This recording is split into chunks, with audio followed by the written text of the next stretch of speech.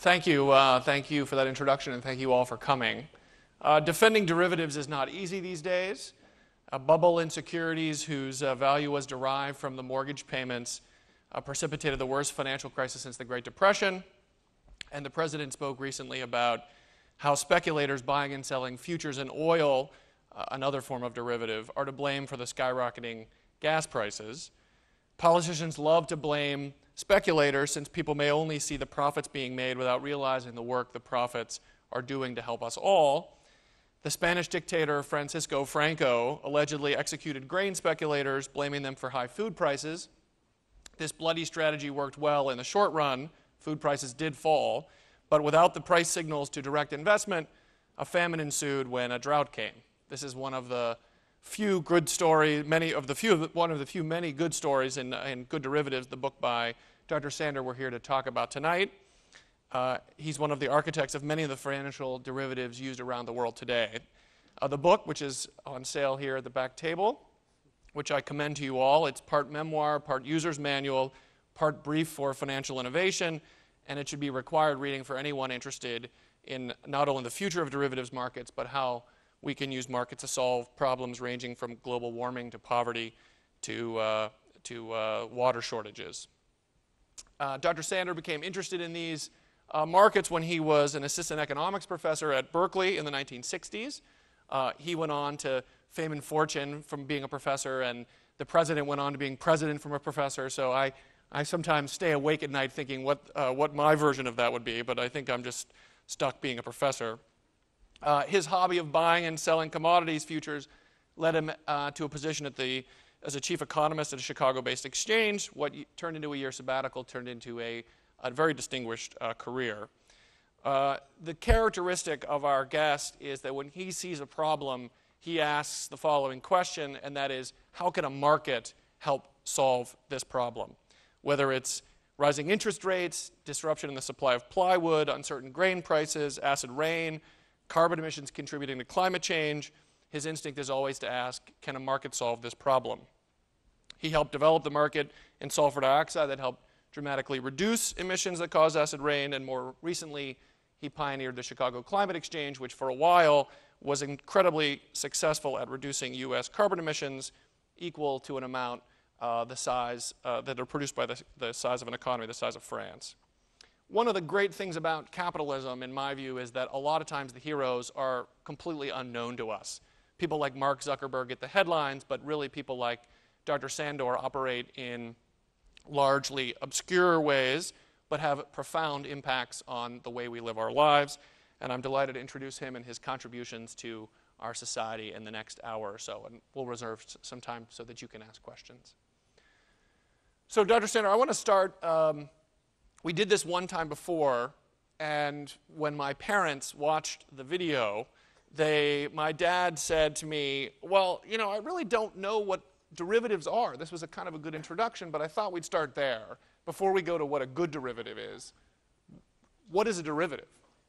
A derivative is a financial instrument whose value is determined by another financial instrument. So it is derived from. So for example, wheat futures are derivatives, and the price of the futures is derived from what the price of wheat is.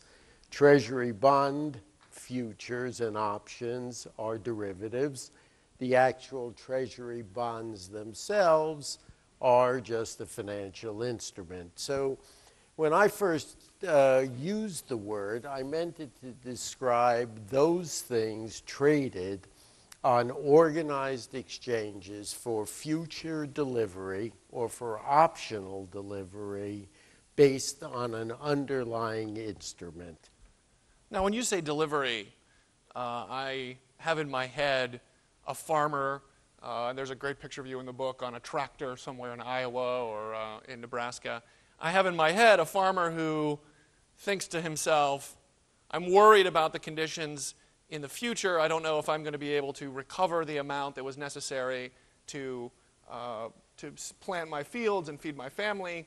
So if prices fall dramatically, I'll be in bad shape. I don't really care about making tremendous profits, so if they rise dramatically, I'd like to sell a little bit of that possibility they're going to rise to someone else. So they enter into a contract. Maybe there's a baker standing on the other side of the contract. They want to lock in the price of flour sometime in the future. And then those two will meet somewhere in Chicago and have this transaction. But that's not really how these markets work.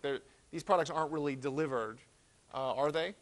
Well, in 99% of the times they're not delivered. They're what I would think about calling them is a form of price insurance. So if you buy the insurance, that is, you fix the price of the crop that you'll harvest 6 months from now, then the insurance policy is worked.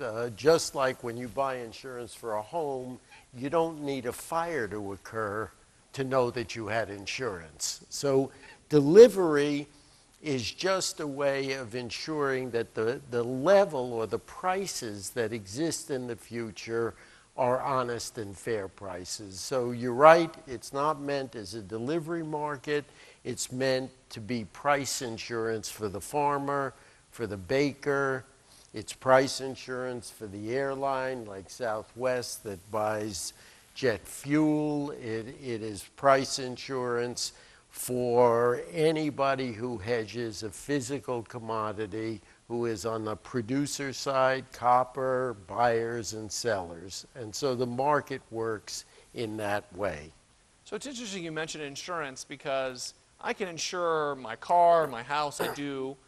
And so if there's something bad happens, I can collect on that insurance policy, and hopefully that will make me indifferent to the outcome of the bad event.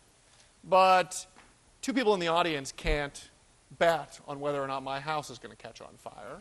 There's been a tradition that law required a so-called insurable interest. I had to have a stake in the thing. I was the owner of the car, and then I could insure it. I can bet on my own life, but two strangers, two people in China, two people in Europe, cannot bet on my life. But in derivative products that are traded here in Chicago, it doesn't have to be a farmer or baker. It can be two people in China, two people in Europe betting on the price of wheat. Why do we tolerate that kind of pure wagering?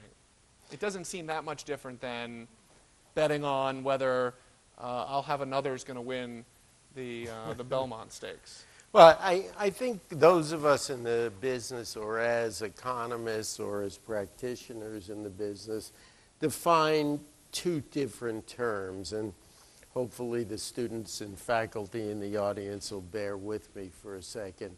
One of them is gambling, and in gambling, there is no risk until you build the racetrack, until you build the casino. In futures markets, there is an existing risk. Soybeans go up or down whether or not there's a futures market. The question is, who bears the risk at what stage in the marketing process? So the farmer may, in fact, want to hedge his crop when he plants it. The miller, she may want to buy the wheat when she's going to use the wheat.